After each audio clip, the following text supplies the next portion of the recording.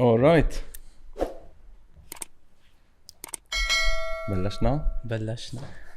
سليمي، هاي. كيفك؟ منيح انت؟ مبسوط انه انت معي اليوم. وانا كمان ثانك يو. سليمي صار مشهور بسليمي، بس الاسم سليمان. مزبوط. حطيت الاسم لما عملت المجلة ولا قبل؟ لا قبل. من انا وصغير بيعيطولي سليمي، فضل هيدا الاسم وحبيته كمان لانه اتس سليم اند شورت. اوكي. وسليمي شوي سهل على كل الجنسيات يعني. مزبوط. بدك تخبرني كيف بلشت مجال الستايلينج، وبدك تحكي لي شو الستايلينج. يعني لما واحد بيسمع ستايلينج معناتها انه يدو بالشوت بالماجازين اللي عم تعملها، ولا as a fashion designer؟ ستايلينج ان جنرال اتس كل الايماج، يعني مش بس بدي لبس او اعتمد على شيء واحد. بدك تاخد الفكرة، بدك تبني ثيم وتشتغل عليه لتفرجي the right message للناس. يعني لما يكون عندي let's say فوتوشوت او فيديو كليب، بدي اشتغل على مود بورد. من المود بورد في فكرة ومن هالاساس بعمل ستايلينج، بعمل التيب وبشتغل على الميك اب، على الشعر، كيف بدي طلع السليبريتي او الموديل الموجودة على الست لنوصل هذه الفكرة او المسج للناس. قليل الاشخاص اللي بيشتغلوا بهالطريقه هيدي. يعني عاده اللي انا بتعامل معهم في بعضهم بيكون بس مركز على الستايلينج. انت عم تاخدها from A to Z، من art direction، من creative direction، من اولها لاخرها. هل الخبره اجت معك لما بلشت تعمل your own photoshoots؟ لا actually انا بنظري كل شيء يعني نعمله مثل حلم بدك توصله، اتس دريم بدك توصل هاي الفكرة للناس لتشوفها انه واو، كل شيء واو، ما في ولا غلطة. ف من هيدا الاساس بشتغل وبعدني عم بشتغل، بحب يعني I enjoy it. بتبلش بالفكره من انسبيريشن معين، يعني بتختار ثيمز معين. مزبوط، من الثيم بتبلش تشتغل على كل شيء، يعني نتيب للميك اب للفوتو، حتى اللايتنج بده يكون الفايب تبع الفوتو او الفيديو رح يكون ريليتد شو هو شو هي الفكره، شو هو يكون عم يعمل الموضوع. كومبلمنت يكمل الفكره. مزبوط. والثيمز اللي بتنقيهم كمان يعني بيكونوا فيهم يا اما كلتشر، يا اما ثيم افريكان، او شيء له علاقه ببلاد مرات. مزبوط، انا بحب كتير لانه especially لما سافر ولما اشوف قصص هيك I get inspired. بستوحي من كل بلد او من اي شيء كمان ممكن يمرق بحياتي او بنهاري. هيك بيعطيني inspiration، ومنها على هذا الاساس بشتغل وبحط افكار وبلش اشتغل عليه. وكتير بتستوحي من العالم. انت قلت لي بتحب تشوف العالم هي وماشيه كيف عم تتصرف بحياتها الطبيعيه. مزبوط، especially بالشارع. بحب بشوف الناس كيف لابسه، شو عم تلبس وهيك. بيعطوك inspiration حلوه وفرجوني شو what's next، وبتبلش تعمل يعني نعمل next step. كتير حلو. هاي اشياء يعني بتكون عندك انت احساس بالبريزنس تبعك موجود، وعم بتحس نحن بيمرق علينا هالشي بس ممكن ما نشوفه. يعني الارت موجود يعني قدامنا، بيكون بالطريق بأي بلد تاني بنشوفه. عادة بنشوفه بالبلد تاني لأنه بيكون شيء جديد علينا، بنلاحظ الفرق. بس مجرد ما تقعد ببلد بترجع بتتعود، بتقول انه بتبطل شايفه، بتنشغل بالحياة وبصير بدك تطلع الانسبيريشن تبعك من مطارح بعيدة، مع انه هي موجودة حدك بس بطل تشوفها. مزبوط، it's a vision. شو يعني بالعربي؟ رؤية. it's a vision. شو ما تشوف، انا يمكن انا شو الفيجن تبعي تكون غير عن الفيجن تبعك، او غير عن definitely غير عن كل حدا عنده فيجن معين. بس يمكن شيء انا حبه غيري ما يحبه، فمن هيدا الاساس بشتغل على البروجكتس كل بس شيء. بتلاقي انه هاي الفيجن او الافكار اللي بتستوحيها هي جاية من افكار بسيطة موجودة بالحياة. اكيد احلى شيء البساطه بالحياه. يعني لانك ذكرت افريكا. انا بحب كتير كن اروح على افريكا نصور هونيك، لانه بنروح على المناطق الفقيره، مم. العالم البسيطه فينا نقول اكتر. من هونيك من هالبساطه بتطلع قصص روعه. يعني you mix it with high fashion وبتبلش تدمجهم. حتى البيج ديزاينرز and high fashion houses كلهم they get inspired from this kind of places، من هدول الكالتشرز الموجودة بالعالم. مزبوط، لانه بيكونوا بعدهم رو، بعدهم ماتيريال، انما انه قادر انت ترجع بس تضيف تعمل عليها اضافه صغيره بتصير حلوه. وما فيها الكالتشر بيبقى عاده هو حقيقي وطبيعي، مثل الغنيه. لما بتجيب غنيه بتكون قديمه بترجع بتعملها بتجددها، بتحسها انه على طول بتضرب، على طول بتطلع ناجحه، لانه الاحساس فيها موجود والثقافه موجوده فيها، التاريخ. مزبوط. فمرات لما بتكون ببلد already established ومالتي كلتشر وهيك بتخلط الافكار ببعضها. مزبوط. صح. صح. طيب عم بشوف الشوتس تبعولك بالماجازين، انه اذا بتطلع فيهم يعني الشخص اللي بشوفهم انه فيهم انفستمنت كمان، يعني very well prepared وبتحس انه يعني الشخص اللي عاطيه وقت وانفستمنت وسفر وكولابوريشن مع اشخاص ومع فنانين. تصويرات مجلة، يعني هلأ كمان بدي أحكيك عن المجلة، إنه كيف بهلأ عصر السوشيال ميديا والديجيتال كيف بعدك محافظ إنه عندك مجلة، وقديش فيك تستمر فيها كمجلة ورقية. أكيد موجودة هي على السوشيال ميديا، مزبوط. بس ديجيتال ليه كمان. بعدك معلق فيها للمجلة؟ خليني اول شيء اقول لك عن نحكي عن الشوتس والبرودكشن. هو مش اكتر انفستمنت، اكتر انه انت تعرف مع مين تشتغل، مع the right people the right team. لانه هيدول الناس رح يطلعوا شيء، رح يفكروا العالم انه هيدا شوت let's say اكيد مكلف كتير غالي. هو يمكن نحن بنكون عاملينه من قصص كتير بسيطة، بس لانه بتشتغل مع ناس بيكون عندها نفس الفيجن اللي انت عندك اياها لنقدر نوصل هيدي الفكرة للناس.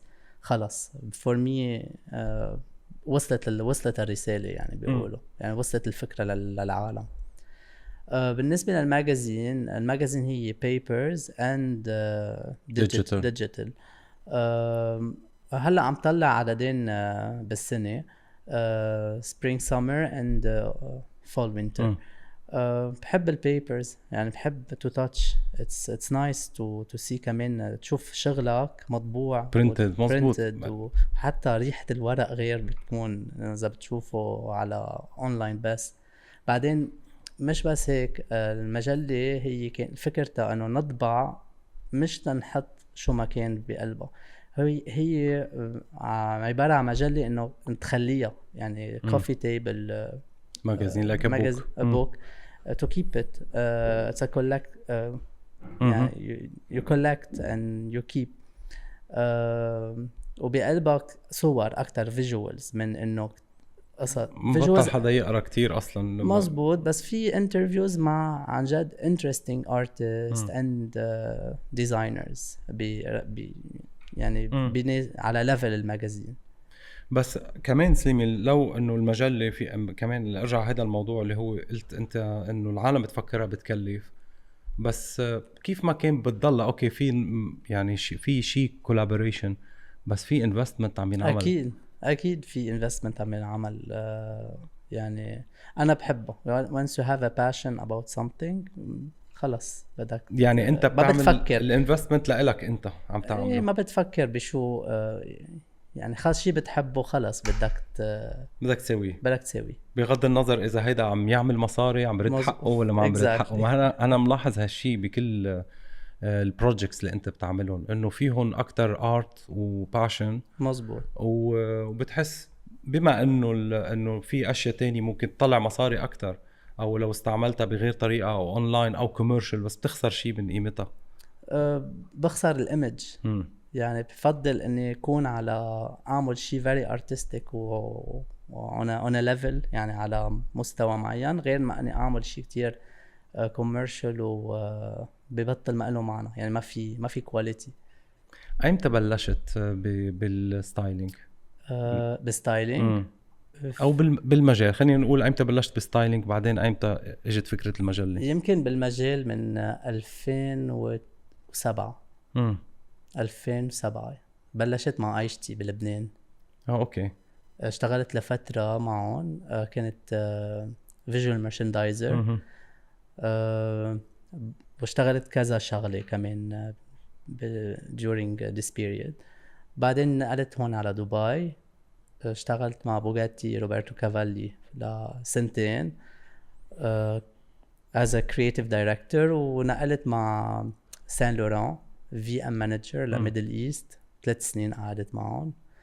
كتير تعلمت وسافرت وتعرفت كتير عالم، كانت كتير experience حلوة. ومن بعدها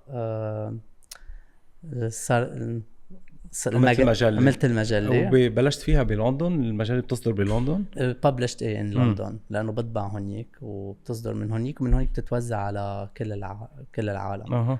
وهلا عم بشتغل كمان، يعني بلشت اشتغلت مع بي هايب ستور بدبي مول. عم كرياتيف دايركتور للجروب، وعم بعمل لهم باينج، ماركتينج، ايفنتس.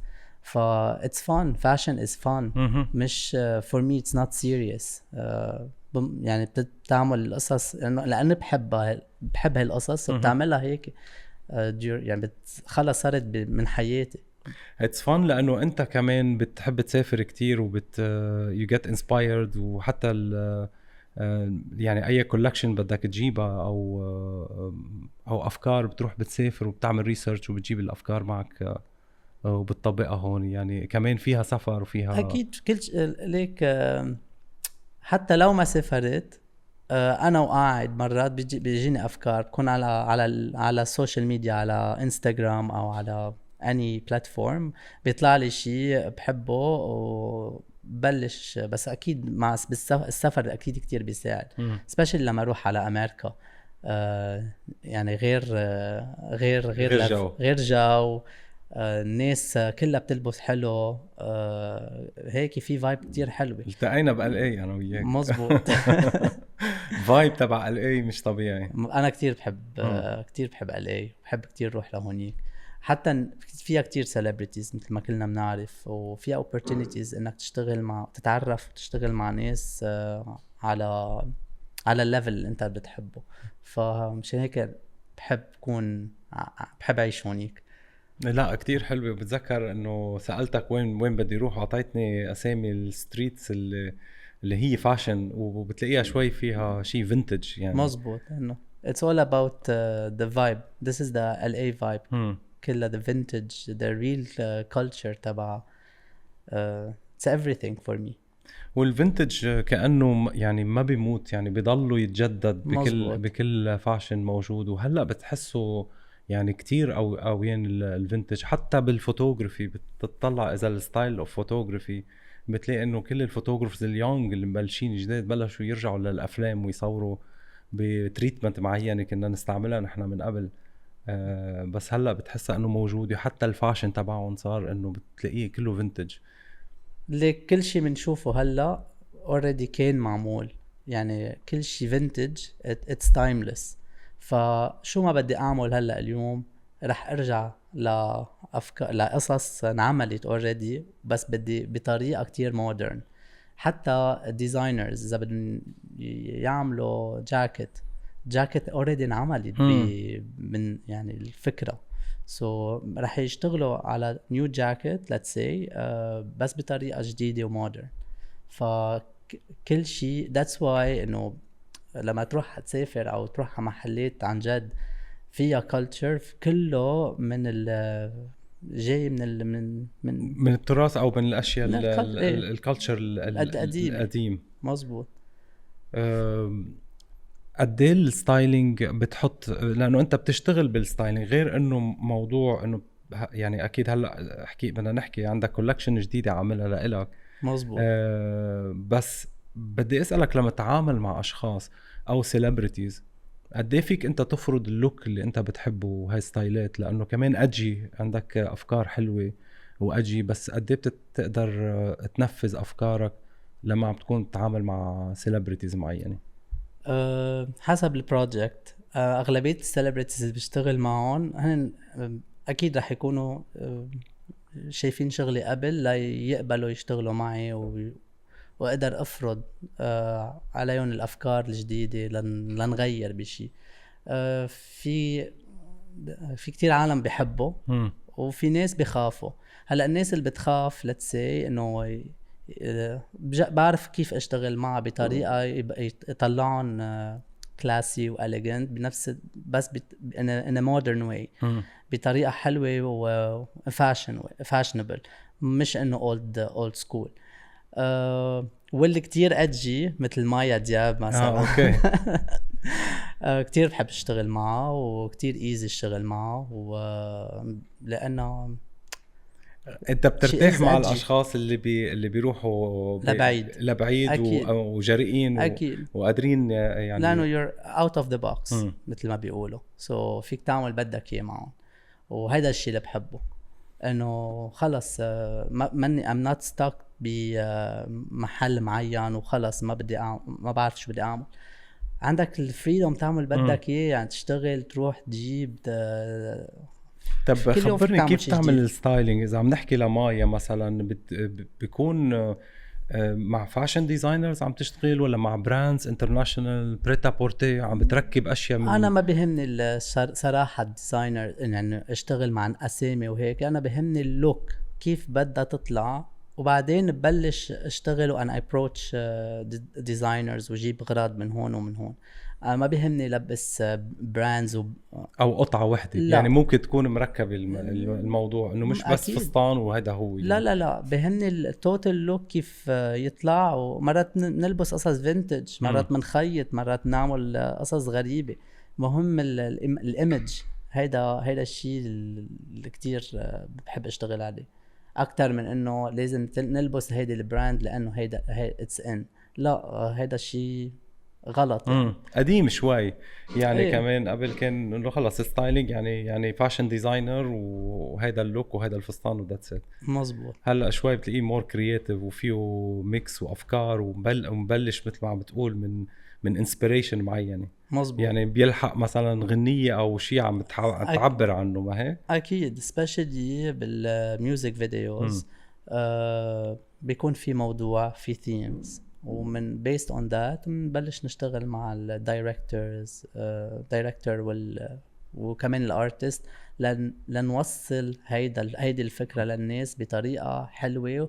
وانتبه، هاي فاشن لإلي إذا أنا بكون موجود. ما بحب إنه يطلع اللوك وعادي أقولها شو مجلجة لا مش متنكرة، فالجر أو ميكس. مش متنكرة يعني. شو مش متنكرة يعني؟ مش كوستيوم. أوكي. بد لازم يكون in a high fashion level. وكتير صعبة إنه ما يطلع كمان كتير تياتريكال وكتير كتير بودوار وكتير يعني، لأنه مرات بس ينزاد الإكسترا فاشن والإكسترا ستايلينج. ما هيدا لازم بيصير أوفر وبتحس إنه مش راكب يعني، أو خلص شفناه كتير. هيدا قوة ستايلست إنه يعمل بالانس بهيدا الموضوع. يعني مش خلص إذا let's say حطينا ثيم أفريكان ثيم لازم نروح ديب أفريكان. لا، ناخد شوي من الكالتشر تبع أفريكا ومنعملها ميكس بطريقة تكون هاي فاشن مع غير ديزاينرز بس جاي من مصدر مبين اللي منين مستوحيها. exactly. طب وكيف تعامل مع مايا دياب؟ كتير حلو عن جد؟ ايه، هي حدا كتير لذيذ. she's my soulmate. أنا وياها كتير نتفق it's fun. يعني الشغل fun معه. شو اشتغلتوا آخر شيء أو شيء طلع أو شيء رح يطلع؟ هلا اشتغلت مع كذا فيديو كليبس. وهلا كمان ريسنتلي عملت معه بلبنان نيو ميوزك فيديو. رح ما بعرف متى رح يطلع exactly، بس شيء حلو كتير. واو اوكي. وقلت لي بتقعد مع المخرج ومع اكيد مع الارت دايركتور وبتنفذوا الفكره from A to Z. اكيد. هيدا شيء اجباري. ليطلع الشغل حلو. هيدا تيم وورك. الشعر، الميك اب، اللوكيشن، كل شيء بده كل شي. يكون. وبنعمل ترايلز كمان بيفور على الميك اب والشعر وحتى التياب، بدنا نشوف كيف بدها تطلع قبل ما نروح على الست على نهار التصوير، لنروح حاضرين وكل شيء، ما نضيع وقت. ولابق، ويكون لابق للارتست يعني، بغض النظر انه راكب على الثيم، بس كمان اكيد لابق للارتست، ولابق كمان مع اللوكيشن، وحتى اذا في عالم وراها كاست مثلا، شو يعني نعرف شو لابسين وشو عم بيعملوا، واذا في ولا بغض النظر اذا في ولا ما في، بس you need a strong message. انت شغلك مش جاي تشتغله، انت اسم يعني بدك it's an image، مسؤولية. it's an image بدك توصلها بطريقة تكون على القد. على القد. وتعاملت كمان مع لينزي لوهان، بتلبسها مزبوط. خبرني شوي صغير، لانه يعني بشوفها بالاديتوريال اكتر انا هلا، بالماجازينز بتطلع وبالفوتوشوتس، بس وين تعاملت معها؟ هل هي بعدها بتمثل او بس؟ لا اكيد بعدها بتمثل. شيز فريند اول شيء، كمان كتير بحبها وكتير نتفق انا وهي. كمان كتير حلو الشغل معه وفيري سلس يعني، ايزي جو. بدي اقول انه العالم تتفق معك كمان، لانه انت شخصيتك لذيذه يا سليمي. يعني انا شفتك على السات كتير مهضوم وكتير بتريح. وخصوصا مع الفنانات، يعني بتحسسها للفنانه انها بتكون مرتاحه وواثقه فيك، واثقه بذوقك، وعم بتخبرها بكل يعني، ما عم تمثل عليها وعم تقلها اللي بيلبق لها واللي ما بيلبق لها. انا لانه انا حدا واثق بحالي كتير، وحتى واثق بشغلي. اذا بدي اعمل شيء ماني واثق منه بفضل ما اروح على البروجكت. يعني مشان هيك بحسس هيدا الشيء للارتست، وبفرض كتير رايي. يعني حتى لو هي ما بتلبس، عندها ذوق وما بتلبس، بس انا بالله مثلا لشو جبتيني اذا انت بدك تضلك مصرة على لوك معين. ايه اكزاكتلي. فبعدين تسكت وبيمشي الحال. وبعد ما يمشي الحال، بعد ما يطلع الشغل، بتقول او ماي، انه بتتفاجئ وبتحب حالها اكتر واكتر، ومن هون ببلش التغيير. صار لك زمان انت ولينزي لوهان بتعرفوا بعض وشغالين مع بعض؟ تقريبا 8 سنين 8 سنين انا وياها اصحاب. مين اصعب، لينزي ولا مايا دياب؟ لا ما في حدا صعب معي.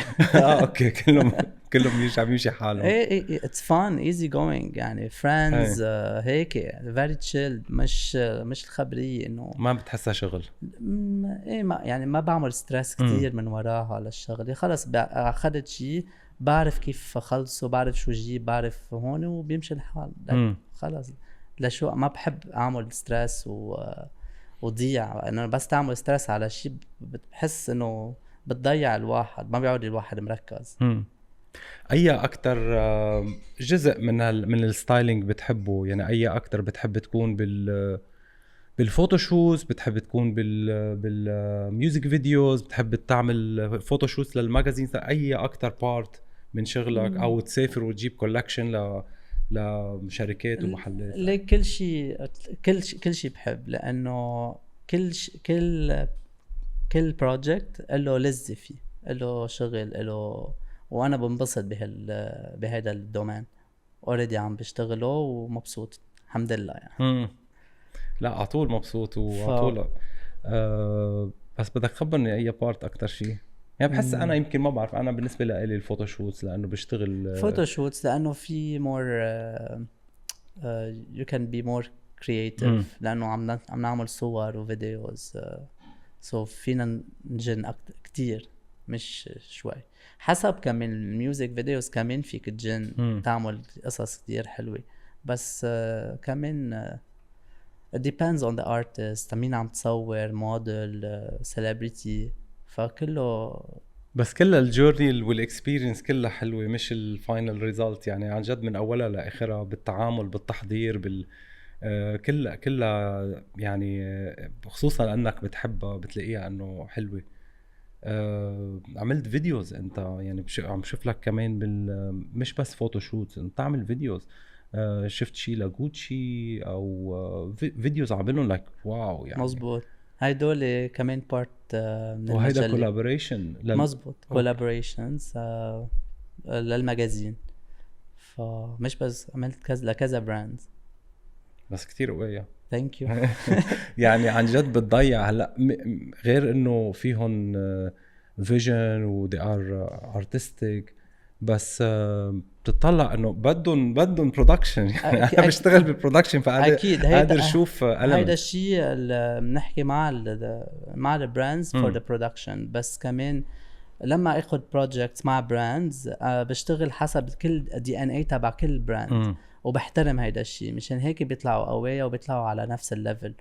هيدا الشيء كمان انا كتير بحب لما كمان يكون في عندي يكون collaborations مع براندز.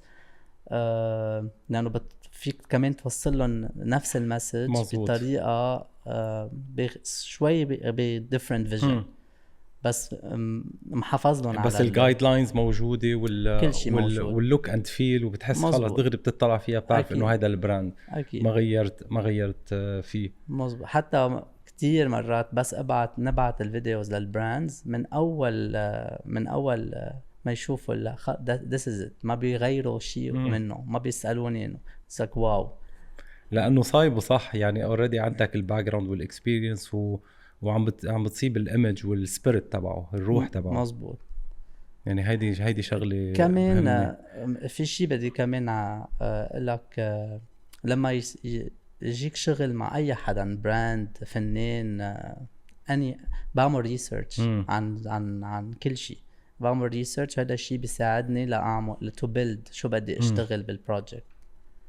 بس هيدي مش بس كمان الاكسبيرينس، بدها المايند سيت تبعها. يعني انا يمكن لانه كمان عندي نفس الشيء، او لانه بتعامل مع شركات وبراندز، فبفهم السبيريت تبعهم وبعرف اعطي الايمج اللي قريبه لهم. ما بدك تعطي شوي من حالك، بس بالنهايه بدك توصل الايمج هن عندهم اياها صار لها هيستوري. فهيدي اتس سمثينج جود، ومش كل العالم عندهم اياها، بمعنى المايند سيت والايجو وقديش الشخص يقدر يتنازل. مش يتنازل، هي ما فيها تنازل ابدا، بس يكون قادر يحافظ على الايمج تبع البراند ويحط تاتش صغير بدون ما يأذي، يعني بدون ما يحط انه كتير من حاله ويغير ما يوصل المسج اللي الكلاينت بده اياها. مزبوط. فشو السؤال هون؟ السؤال انه اذا انا ما بلاقي كل الاشخاص عندهم هيدا طريقة التفكير، وخصوصا بالارتست بالاندستري. يعني بتلاقي انه عندهم الايجو كتير عم بتسيطر على ستايلهم اكثر من بالضبط. فبتلاقيه انه فرض حاله، اوكي خيي حلو، بس انه ما وصلت لي المسج اللي انا بدي اياه. هيدا الشيء غلط. لانه ما في انا اقول انا هيدا ستايلي بس بدي اشتغله وخلص. ما انا جيت قلت اوكي للبروجكت لانه في اعمله، بدي اعمله مثل ما البراندز ستايلها. يعني دي ان اي، بس تاخذ الدي ان اي وبتعمله يور ستايل. فيك تعمل بالانس بالشغلتين. اتس ايزي. مش يعني هون بدك تشيل الايجو لما تشتغل بهذا الشيء، بس بدك تعمل something more free وهيك كرييتيف لك ساعتها ما حدا له معك، تعمل بدك اياه. وما بتكون يعني ما بيكون حتى البروجكتس مع البراندز ما بعتبرهم ليميتد. بس اتس كونسبت تشيلها وبتحطها هون. مثل يعني كأنك اخذ انسبيريشن من كلتشر معينه، بس بنفس الوقت عم تعمل افكارك. ايه، وبتبلش تنميها وتطلع لهم هن. يعني بتبعت لهم مود بورد، they approve it. ومن ورا هيدا الشيء ببلش بيقولوا لك اوكي ايه ولا لا. طب سليمي، حكينا عن امريكا وال اي والفايب تبعها الحلو، والكالتشر اللي بتحب على طول تو جيت انسبايرد او تقدر تاخد منه افكارك والماتيريال. قد ايه بتلاقي كمان بالاوطان العربيه؟ هل انه بشوفك قد ايه بتصور نخل وبتعمل كمان انسبيريشن من البلاد العربيه، من لبنان، من الامارات، من دول الخليج. في كتير انسبيريشن نقدر ناخدها ونطلع فيها بارت. اكيد. انا الوطن العربي فيه كلتشر رهيبه تعقد. وعملت اوريدي كلتشر ذا كلتشر ايشو، صورت نصها بالبلاد العربيه. وفيني بعد اعمل كنت اكتر واكتر قد ما في قصص كتير حلوة هون موجودة. واتس اتس ايزي ان نشتغل لانه غني يعني اوريدي كتير في اكيد من اغنى الكالتشرز الموجودة بالعالم تبع الشرق الاوسط. ف فينا نطلع كتير قصص من هون، فينا كتير نطلع قصص سبيشلي لبنان كمان. واو يعني بس كل ما سافر بحب روح على محلات قديمة مثلا بعلبك بيبلوس وهيك، بشوف قصص جديدة غريبة، بتعلم قصص جديدة كل يوم. فهذا الشيء حلو. مزبوط وحلو انه نشوفه. بده we have to refresh our eyes لانه هو قدامنا بس مرات عن جد بنكون معودين عليه ما بنشوفه. مزبوط. بس we can really get inspired. مش هيك بتلاقي شخص بس يجي من برا مثل ما قلت قبل انه بيشوف شيء جديد هو موجود، نحن بكون حدنا ما شايفينه يعني. مزبوط. ليك في كتير براندز كمان بيعملوا الفاشن شوز تبعهم عطول different cities different countries let's say، وبيحطوا السات تبعهم let's say بالصحراء او شيء مثلا بالسوق. او ليش؟ لانه الكولكشن is inspired from this place or from this يعني من محل من هيدا المحل.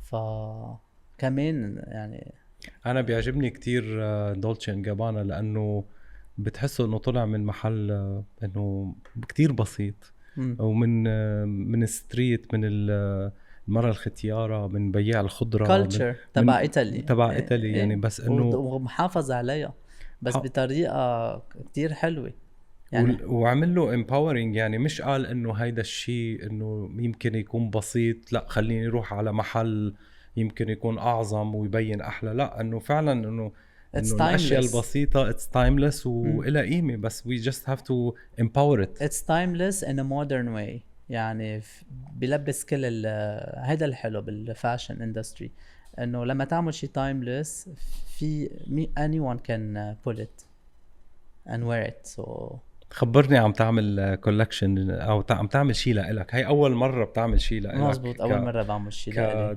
كديزاين او كولكشن او كافكار. عم بعمل هلا شيء اسمه سليمي ستوديو، ورح اعمل collaborations مع different كمان designers ونطلع collection of let's say 15 ل 18 looks we will ان شاء الله we'll launch it soon. وعدتني انك تفرجيني شيء، بدك تعطيني اياه بدي احطهم بالبودكاست. خلص بس لما تقول عم بعمل شيء سليمي ستوديو وكولكشن، هل هي كولكشن لحتى تستعملها بشغلك انت، ولا هي لا كولكشن لتنطرح وانه العالم تشتريها؟ لا تنطرح ولا تشتريها، وبنفس الوقت كمان لاستعملها ولبسها لسيلبريتيز، لناس كمان اللي بيعطوني inspiration. So it's like a brand, it's a new brand. It's a new سليمي. brand. طب قريب لشو هلا بنشوف شوية صور؟ هلا بعمل بروجرام هيك بالتلفزيون يعني. هلا كل فترة رح طلع كل فترة رح تكون different. يعني هالفترة في مثل ثيم، رح اشتغل على themes لكل collection. So the first collection رح تكون اسمها the pop collection. اوكي. رح تشوف كتير الوان. يعني that's it. أنا شفت شوي منها شيء كتير حلو، قلت لك واو أول ما شفتها thank you. لأنه شوي كمان بتقربنا بالاندستري تبعنا يعني. it's really artistic, it's really out of the box. منشوفها بس لما منشوف ستايلينج قوي كتير بفوغ ماجازين بتحسها عم بتشوفها. وحتى كمان بتنلبس ايزيلي يعني. عملت كولكشن لتنلبس مش بس لتتصور وخلص يعني. بدها تكون كوميرشال شوي in a way للناس للدي تو داي مقبولة. ايه exactly. نوعا ما. بس انه فيك لتسهر فيها اكثر. اوكي وبركي واحد بيسهر كل يوم يا خيي. exactly. طيب سليمي، عندك جانب تاني بشوفه كمان بصورك، لأنه أنت بتصور وأشياء يعني بشوفها أشياء حلوة، بس في عندك جانب spiritual. بتروح على طول بتحكي مع الطبيعة، بتصور النخل، بتصور الشمس، بتصور البحر. اكيد I believe in energy. حتى رحت على انديا، قعدت 10 days retreat بهيمالاياز ماونتنز. كانت experience كتير حلوة لإلي. اكيد يعني بس when you بليز دونت كويت وتروح مثلا 10 سنين سليمي خلص صار سبيريتشوال ومطول مرات بفكر هيك بهالطريقة، بس بعمل ليك يوغا is balance، او I balance my life يعني بين هيك وبين شغلي وبين the spiritual side of me. فهذا الشيء كتير بحبه يعني عن جد.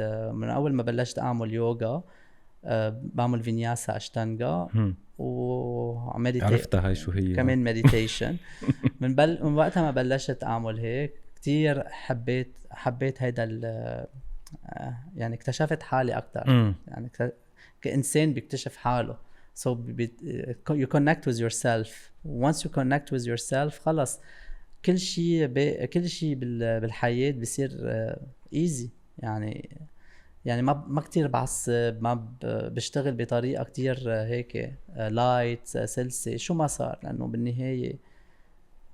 بالنهاية نحن هون جينا for a mission على الحياة. بتحس انه بترجع بتعطيك انرجي عن جديد و it heals you of back. course of course يعني definitely تعطيني كمان inspirations على القصص لبعدين. لما انت you connect with yourself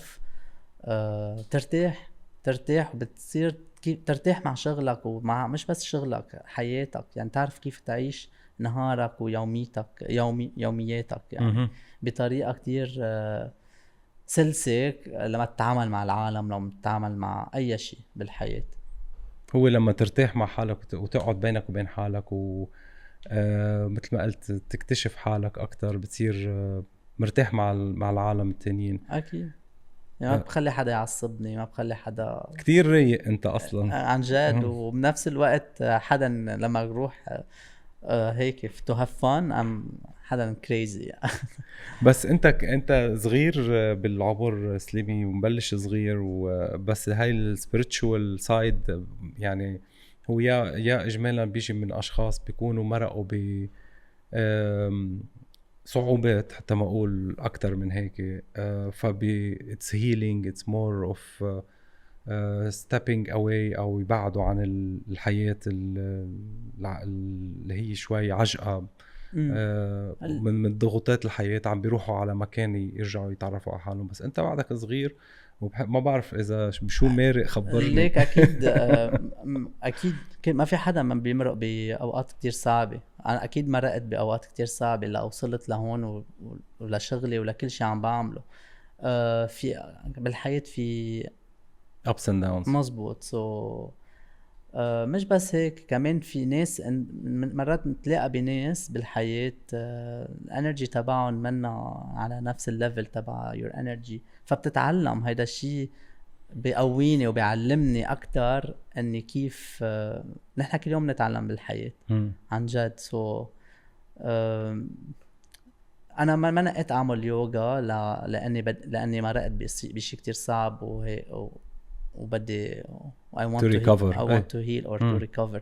انا على طول مثلا انا انسان بوزيتيف، الانرجي تبعي على طول هيك مع الناس كلها، مع كل العالم. لانه نحن مربيين هيك ان نكون. لاني فتت باليوغا وهيك، شفت هيدول القصص كلهم حوالي وتعمقت فيها اكتر حبيتها اكتر. بتحسها عم تعطيك عم بتقويك لإلك وعم تعطي انرجي لغيرك كمان بنفس الوقت. اكيد especially لما تشوف ناس وتبلش تحكي معهم انت بتصير inspiration لغيرك. مزبوط. بتصير حتى على السوشيال ميديا او اي شيء، اذا شوفك عم تعمل شيء او رايح لمطرح بصير بدهم يروحوا يتعرفوا، يعني يكون عندهم الحشرية يعرفوا شو عم تعمل ويجربوا هيدا الشيء. في ناس كتير يسألوني by the way where is this، وين انت وشو عم تعمل؟ قال لهم بس جربوا وشوفوا. هيدا الشيء ما خصه بالدين، هيدا الشيء عن جد خصه انت يعني spiritual اكتر من انه اي شيء تاني. حدا عم بيقلك to connect with yourself. It's something for me it's amazing. اكيد وتكونكت with the nature كمان كتير بتحب أكيد. الطبيعة. كتير بحب الطبيعة لأنه كمان I believe إنه you can the nature can heal our body and heal us. كاتب لافر هون. Yes I am.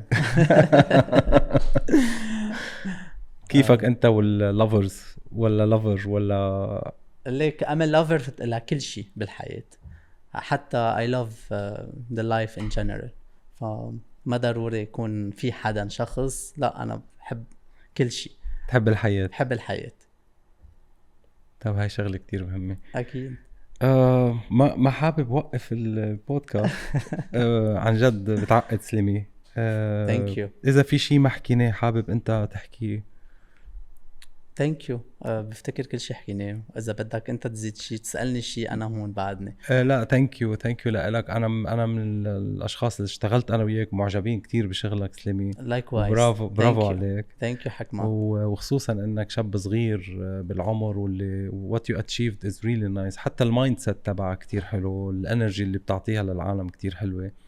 we can feel it نحنا لما هيك on set لما نشتغل معك. thanks for coming. انبسطت كتير فيك. وانا كمان ميرسي لك. thank you حبيبي. thank you.